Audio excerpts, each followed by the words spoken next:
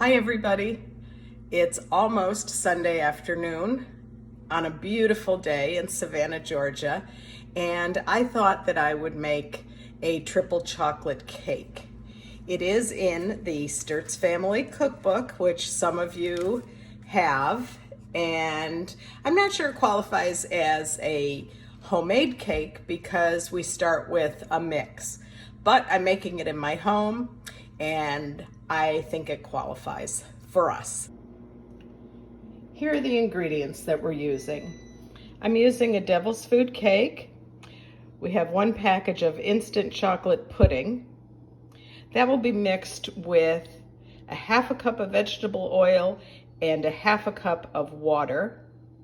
To that I'm going to add 1/4 cup of mayonnaise, 3/4 cup of sour cream. It will be flavored with 3 tablespoons of amaretto or almond liqueur, and I think it's a teaspoon of almond extract, but I'll check the recipe. And did I mention 4 eggs are going to be mixed in as well? Not any particular order, but I would follow a traditional recipe sequence. I would mix in the eggs first, followed by the liquids, then the sour cream and mayonnaise, and of course, finally, the 1 cup of chocolate chips. I've greased a 10-inch bundt pan here, and then I've also dusted it with some cocoa powder, just as a little insurance policy to make sure there's no sticking.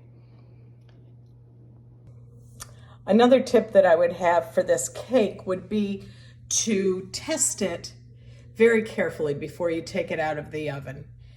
You're going to cook it at 350 degrees for about 50 to 55 minutes, but be aware of the edges to make sure that it's lifting away from the pan. That's one sign that a cake is testing done, but I would definitely also use a cake tester or toothpick inserted in towards the center of the cake, just to make sure that comes out clean, and then you shouldn't have any problem at all. Here's the cake mix and the pudding mix in the bowl with the mixer, and I'm just going to use the paddle attachment and let that mix a little bit, and then I'm gradually going to add the 4 eggs to the mixture. Let each one mix in a little bit before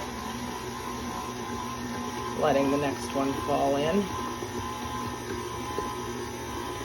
There are 4 eggs. And that's going to be followed by the oil and water.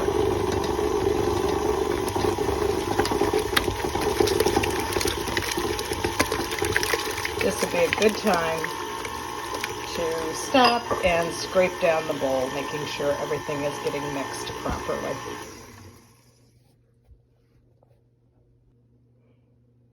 After scraping down the bowl, I've added the sour cream and mayonnaise and will now mix that in.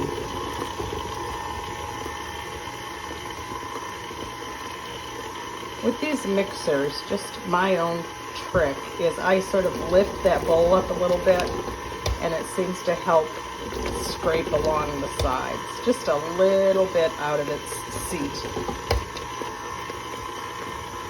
That's mixed well. I'm going to add in the amaretto and almond extract. And that was 1 teaspoon of almond extract and 3 tablespoons of the almond liqueur. That looks very nice. And I'm just going to stop, put in the chocolate chips, and then mix that very briefly. Okay, here go the chocolate chips into the mix.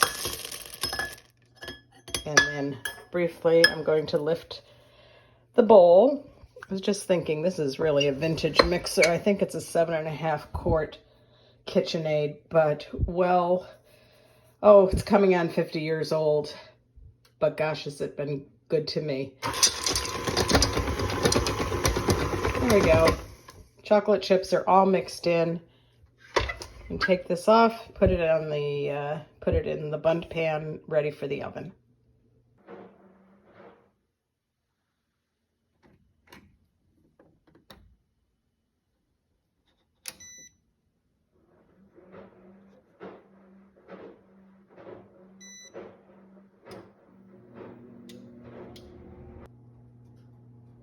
Okay, in the oven for 50 minutes, at which point I'll check it for doneness and we'll see. I suspect it'll need a little bit more time than that,